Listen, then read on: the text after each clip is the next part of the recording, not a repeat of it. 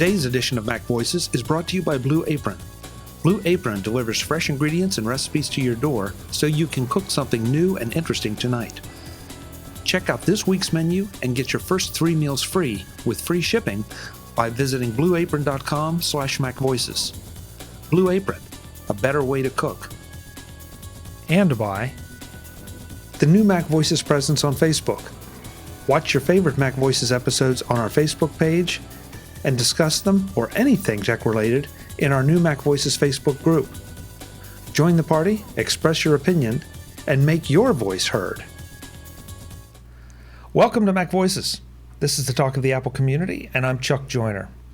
Folks, this is going to be something a little bit new that we hope to continue. We're going to start doing something I'm tentatively calling Quick Take with the approval of our guest. It's going to be something that's a little more timely based on news or announcements or things that come out.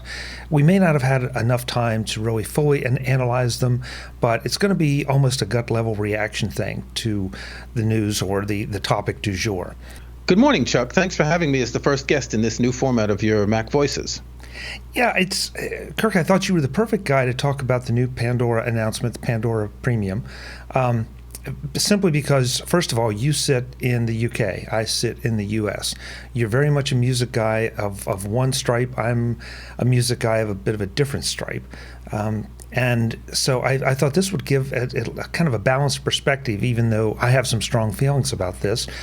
And some of those strong feelings actually came from the way that the announcement was written up. Some venues, or outlets, I should say, some outlets really I felt were overly positive. Some were very definitely overly negative. And so I thought, well, we'll try to strike a little bit of a balance here, hitting the high points. So to start out with, are you a Pandora user? Well, no, because Pandora is only available in 3 countries, the United States, Australia, and New Zealand. I've long heard about Pandora. I know many people who use it. You use it, and you've told me how much you like it. And I'd love to try it out, but I'm constantly perplexed by the fact that they're not interested in international expansion. In fact, before this show, I did a little bit of research, and there was an article from November 2015 talking about their plans for international expansion. And here we are a year and a half later, and they still haven't done anything. And obviously, they've been around for many years before that. It makes one wonder why they're not trying to expand in other countries where they can grow their user base and limiting themselves just to a very small area. And a little bit of a full disclaimer here. Pandora, Tim Westergren, the founder of Pandora, has been on the show several times. In fact, we even did sort of a combo event with Pandora back at Macworld 2007, I believe. So I've known Pandora for a long time. I really like Pandora. I think that question has often come up, and the answer always seems to be music licensing issues, that it's really tough. Spotify has no problem, and Apple has no problem, and Tidal has no problem, and Deezer has no problem, and Qobuz has no problem, and there are plenty of other streaming services that may not be in every country. Qobuz is a French company. They're not in the U.S. Deezer, I think, has recently launched in the U.S. with a premium service, but not a broader service. But all of these companies have figured this out.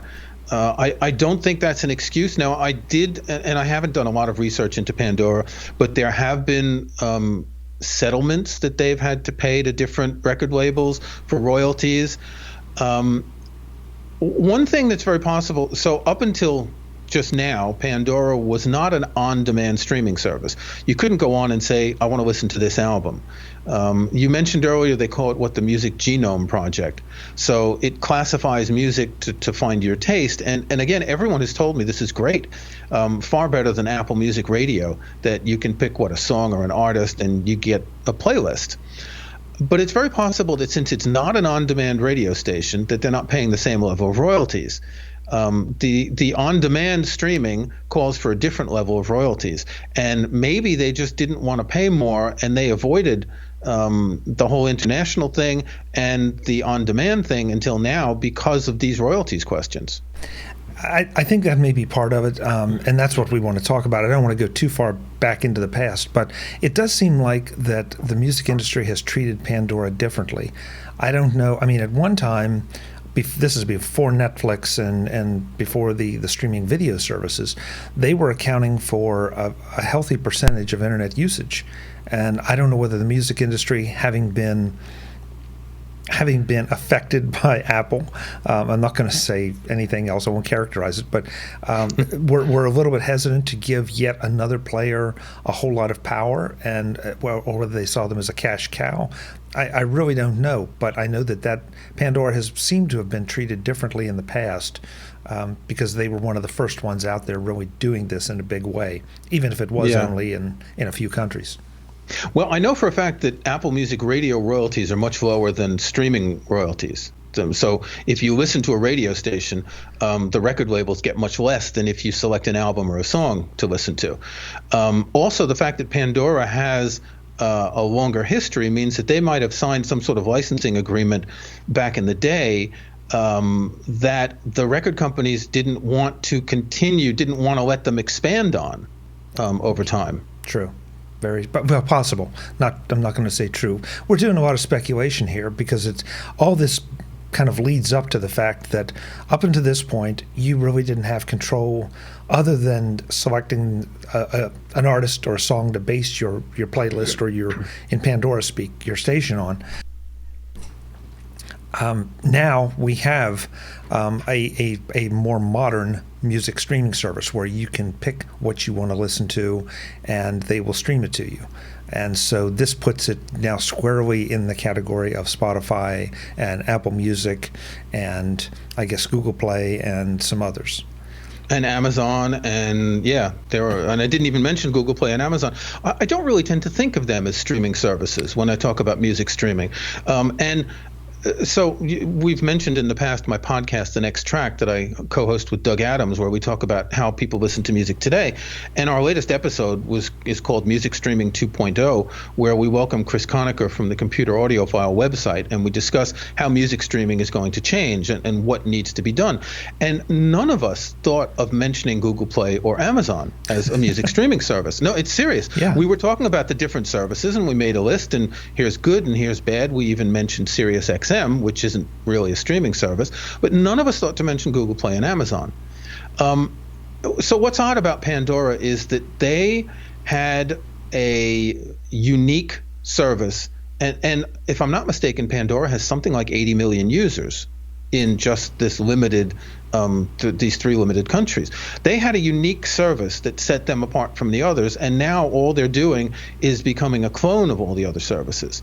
Now, will people want to pay Pandora, people who don't use Pandora now, will they want to pay Pandora to get on-demand streaming plus this, what do they call their streaming service? I think it's Pandora Premium. No, the service where you choose a song or an artist and you get a station. That's just They don't really have a specific name for it. Yeah, it's just that has been the Pandora identity. Just Pandora. Right. So will people flock to Pandora because now they have both? Will people flock to Pandora because now they have both options? The standard streaming plus the sort of tailor-made radio stations, or will people just look at it and shrug their shoulders and say, well, we can get the on-demand streaming from Apple and Spotify or Google Play or Amazon or whatever? It's interesting to hear you characterize it as now they're a clone of everything else, because I still see the key Pandora, the mojo as being that Music Genome Project basis. The question I have is that up till now, because they had a limited set of music they could pull from, allegedly or ostensibly because of the licenses, I would not. I don't want to say that my playlists were limited, but I would see a certain degree of repeat if I had picked maybe. I had one station that had just one artist or one song, and that was all I'd fed it. Now I'm wondering, with the additional songs that now are wide open, because according to what I've read, the music selection is equivalent to Spotify and Apple. Whether they can reach across all of those. So do you mean that before they weren't able to license songs from certain major labels? I don't know. I got to be fair about this. There are things that I've seeded in Pandora that I would have expected to have a little broader give back. Yeah. And it didn't. So now one of my questions is, how much will this open up so that if I seed it with, okay, well, we'll take my music taste. If I seed it with Aerosmith, am I then going to hear or potentially hear tracks from every Aerosmith album, or am I just going to hear from maybe one or two? So, Yeah. because if that's the case, then I think Pandora will be somewhere near unbeatable when it comes to casual music listening. And it would definitely make me, I mean, I will be definitely looking at it and using the free trial of it. But Apple Music has its own quirks, like they all do. But, They all do. Yeah, but what I've found about Pandora is that Pandora will, and we've had this discussion too, we'll get into again, Pandora will help me discover new artists, but they don't do it by beating me over the head with them.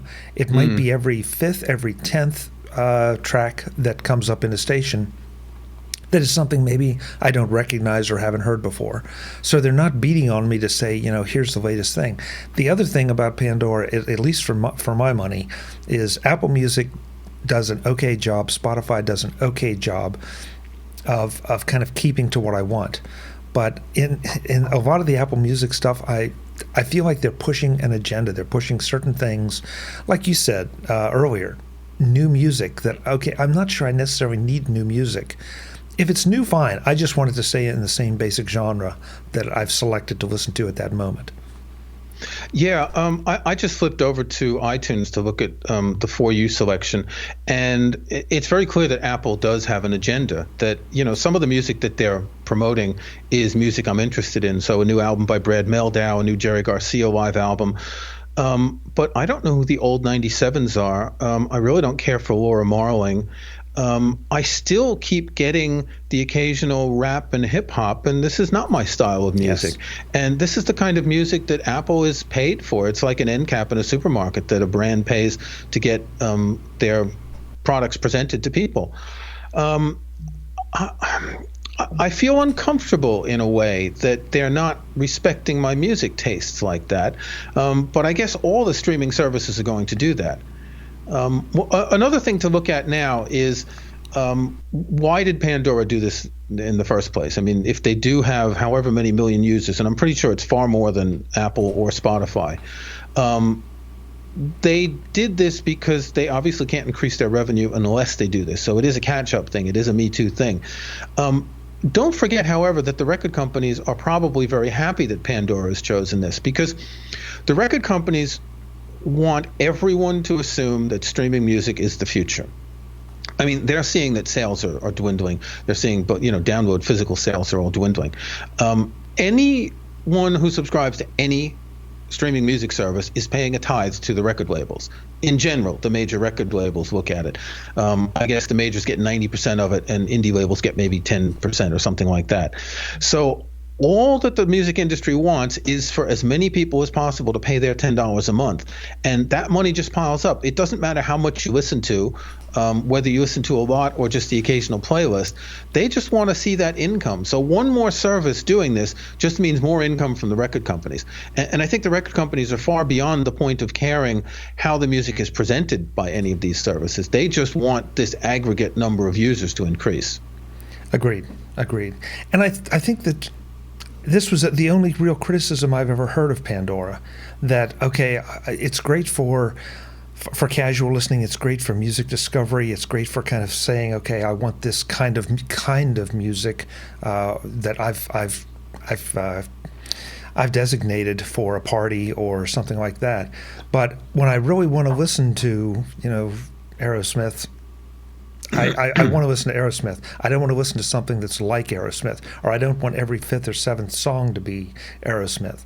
And you want to get Aerosmith, but you don't want to get Boston and Journey. Yes, which I wouldn't put in the same category, but that's a whole other discussion. Yeah, it's last week I wanted to listen to some John Coltrane, and I wanted to listen to an album that I don't own, which is called A Love Supreme, because I don't know, I saw something, it was 40, 50 years, whatever, since it was released, and I thought, wow, I haven't heard that in a long time. So I was able to go on Apple Music and listen to it, and that's something that you wouldn't be able to do on the previous Pandora.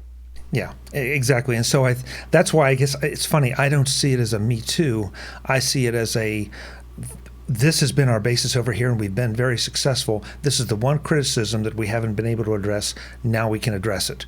And so now we are a much better music service for it. But again, But they're awfully late to the party since everyone else is doing it. Agreed. So what you're saying, and I never really thought of this, what you're saying is with Pandora, you can't go listen to an album. No, you're correct. You cannot. See, I would never pay for that. Well, and as much as I can appreciate the song-based algorithm that they have, I wouldn't pay for something where you can't listen to an album. Because, I don't know, Pink Floyd, you're going to listen to a Pink Floyd song and not a Pink Floyd album? That's just wrong. Well, I'm not going to say you are wrong. I'm going to say, though, that's a different approach to music. But the song-based approach to music is not really the way I listen, personally. Right. I assume that this means that Pandora is pretty useless for classical music. I'm embarrassed to say I've never really examined classical in Pandora, so I can't answer that. But all you can get is a song, because classical music has a lot more than just songs. That means you might get the third movement of a Beethoven symphony followed by the first movement of a Mozart piano concerto, and things that actually don't go very well together. Yeah. Good point. But again, that's not their demographic. The demographic is people who listen to songs, who want something, who want that sort of consistency with variety. I think that would be the best way to describe it, right? So you're getting something that's similar to, but you're not surprised by getting something really strange. So you may get your Aerosmith, you might get, who knows, a Bruce Springsteen song, even a Pink Floyd song or two. Mm-hmm. But you won't be ending up with some Coldplay or Metallica in that sort of a playlist. Not likely, but possible, and that's sort of the beauty of the Music Genome Project, that they will throw.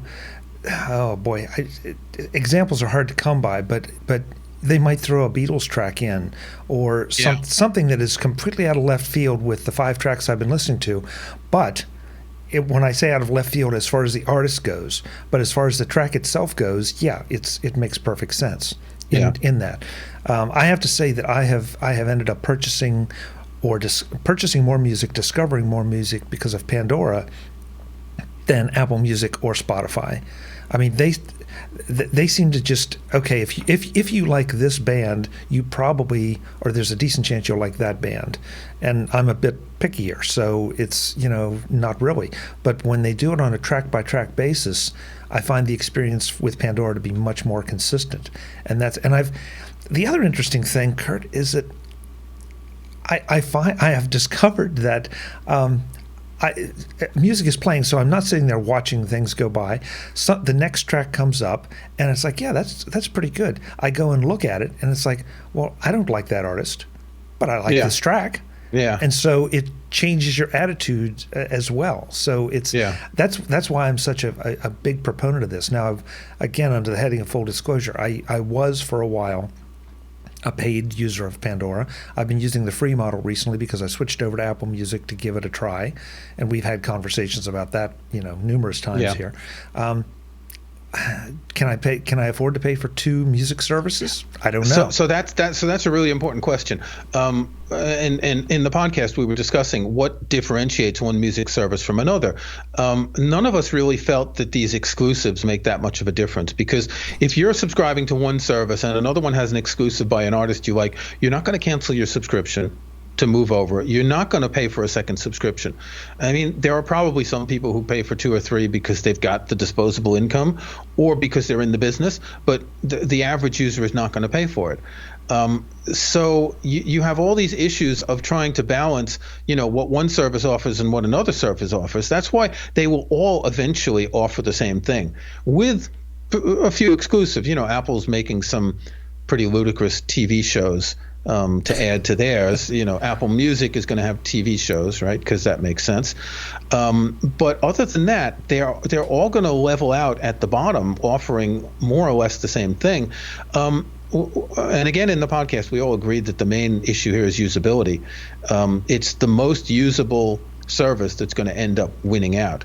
And Apple Music has made a lot of progress since the first iteration, which was pretty horrendous. Spotify hasn't changed much, and they still have that horrible interface with white on black text, which can be very hard for some people to read, like me.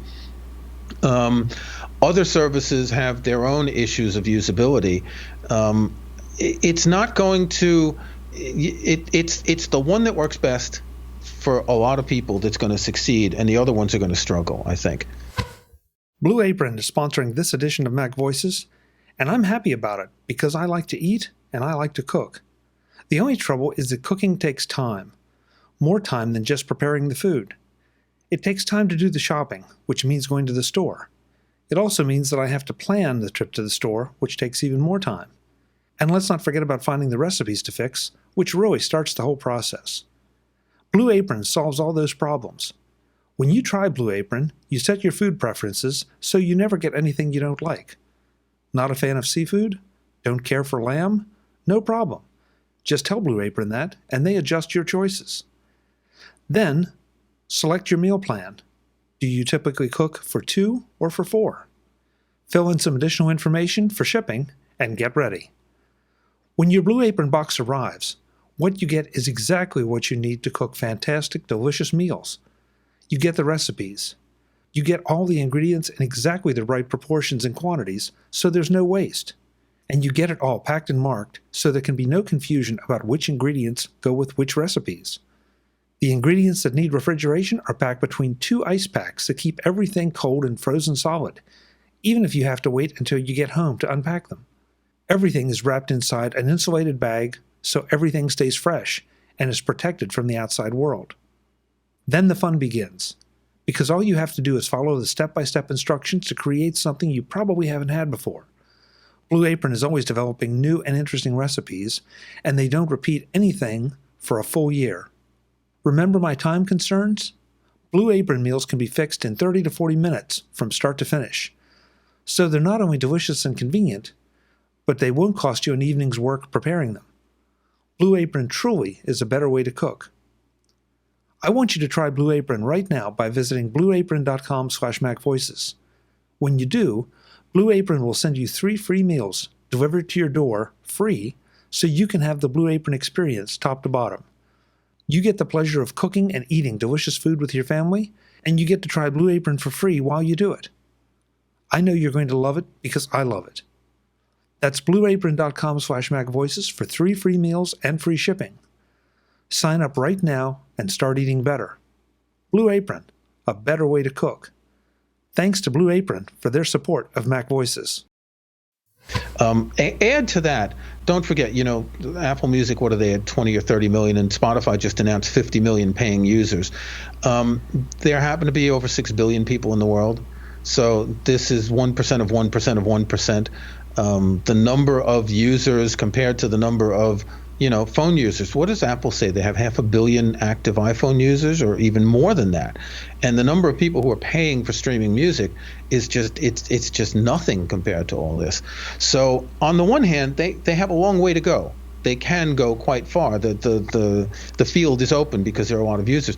On the other hand, I think we come to the same thing that I think you and I discussed a few months ago, is that most people just aren't willing to pay for music. Yeah, there is that. And that's kind of what... sooner or later, you're going to have to pay for music.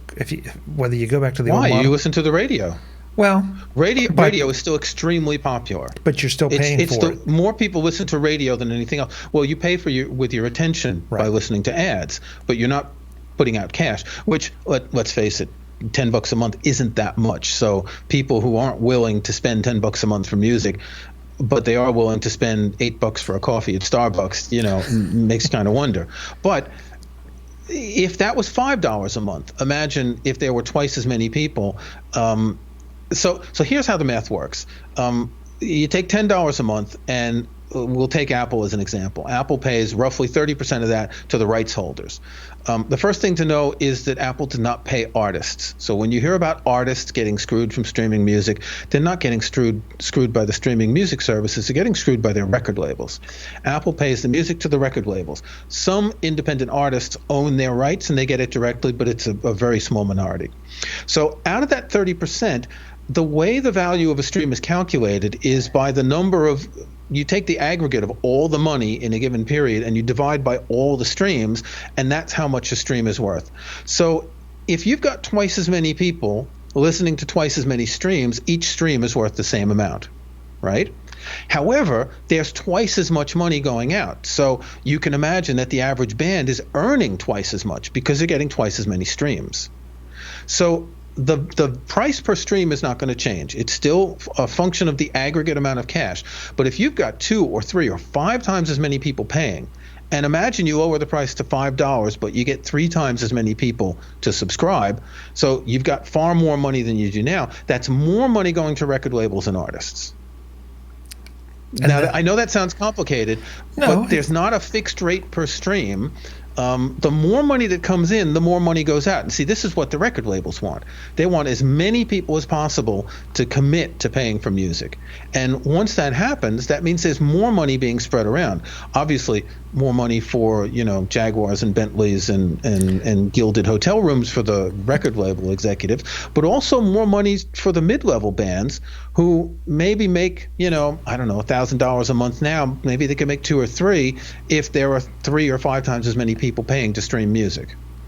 The equation has so many variables. I mean, there's no question about it, because then how do you find that more bands decide to try to publish and get noticed because they can make maybe not a great living, but a living, or at least supplement their income. So it's a big moving target. There's no question.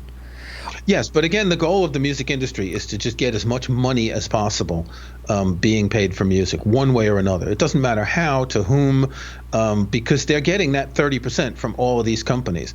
So, if Pandora, again, I'm guessing that the figure's 80 million. I know it's really high. Imagine they get another 10 or 20 million for their premium service, and this among people who are already subscribing to Pandora but not cannibalizing existing subscribers of Spotify or Apple Music. That's another 20 million times $10 or whatever it is a month that goes into the pot. And the record companies they love that. Yeah. Now, a couple things that Pandora right now doesn't have reportedly. It doesn't have integration with the Amazon devices. I've got one. I don't want her to. You don't want to mention its name. Yeah. You may end up ordering something you don't want. Yeah, several hundred gallons of milk if I'm not careful. So they don't have that. They don't have a web player yet. They do have an iOS device player, which is great. Pandora purchased Rdio a while back. So for users of Rdio, the interface is very familiar, and I think people are going to really like that. So Pandora has a lot of things going for it. It still has, to your point, it still has some catch up in some areas, but I'm optimistic. Well, like 190 countries worth of catch up.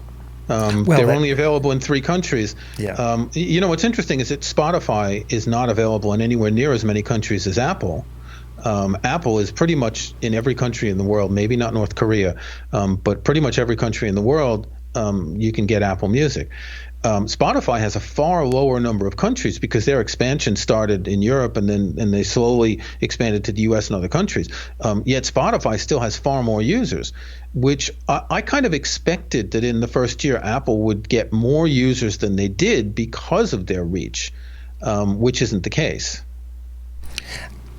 I think there's a certain amount of momentum of the benefit of Spotify because they were first to the table before Apple Music, and people got used to that. And it's like, okay, well, did Apple Music give me anything compelling?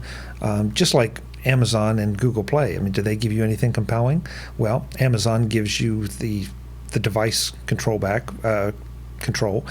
at the same time, you can get that in other ways as well. So a lot of questions here. Apple has done a great job, I think, of integrating Siri into the music thing, so that if I pick up my phone and say play this, or hey you play this, it plays that, and that's a pleasant experience. Yes, but if I tell my iPhone play some Grateful Dead, do you know what it does? I mean, I've got hundreds of Grateful Dead songs on my iPhone. You know what it does? It goes to Apple Music and plays the best of the Grateful Dead. It won't play music on my phone. Yeah. And this happens with lots of music. Yes. Sorry, it's inexcusable.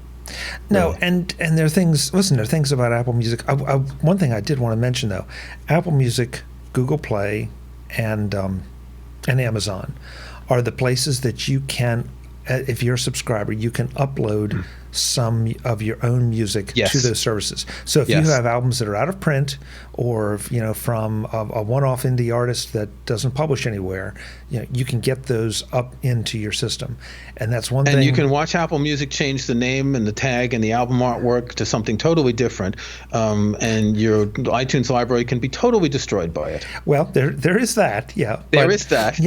Minor point. Yeah, well, no, and I don't think I've not tried Google or Amazon, but I don't think it's the case because with Apple you're integrating your existing iTunes library, whereas with Google and Amazon you're just sort of mass uploading things. You don't have a player like iTunes to manage things, so you don't really have the same issues. Yeah.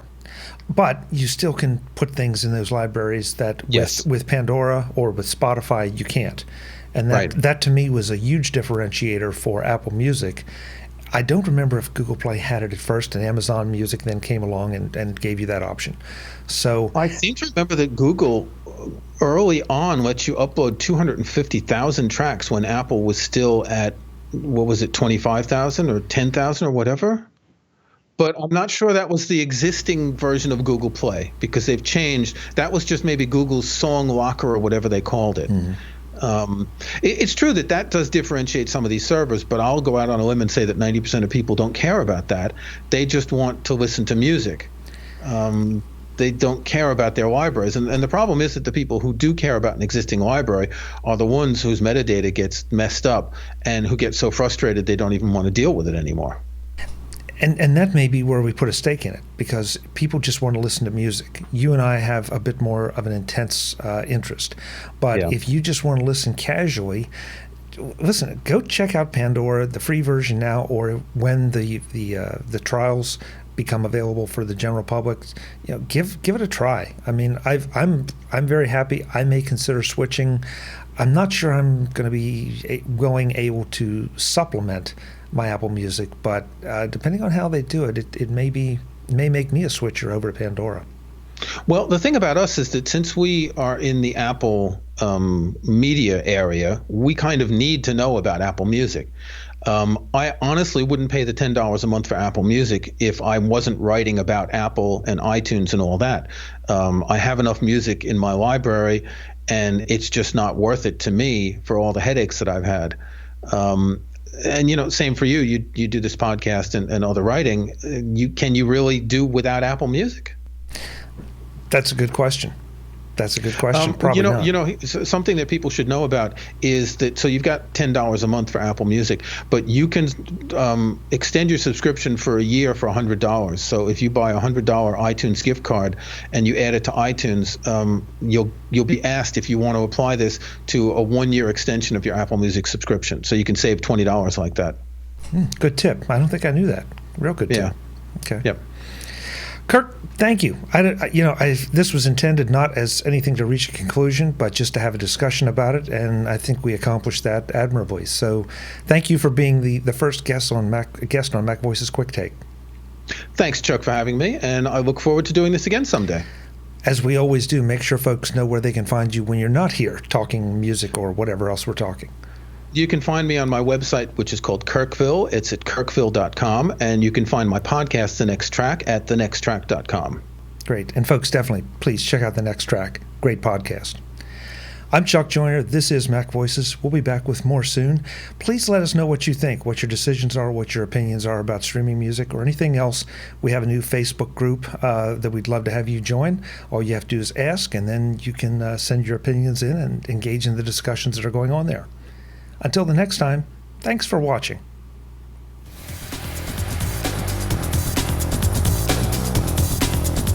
Visit MacVoices.com for links, show notes, to subscribe, to connect with Chuck on Twitter, Google+, YouTube, Facebook, LinkedIn, and the MacVoices blog. Subscribe to our weekly newsletter, the MacVoices Dispatch, to stay up to date on all the latest MacVoices news from our front page or at MacVoices.com/newsletter. Do more with your Apple tech by subscribing to the free MacVoices magazine on Flipboard by visiting MacVoices.com/magazine. Advertising and sponsorships handled by Backbeat Media at backbeatmedia.com. Bandwidth provided by CashFly at cashfly.com.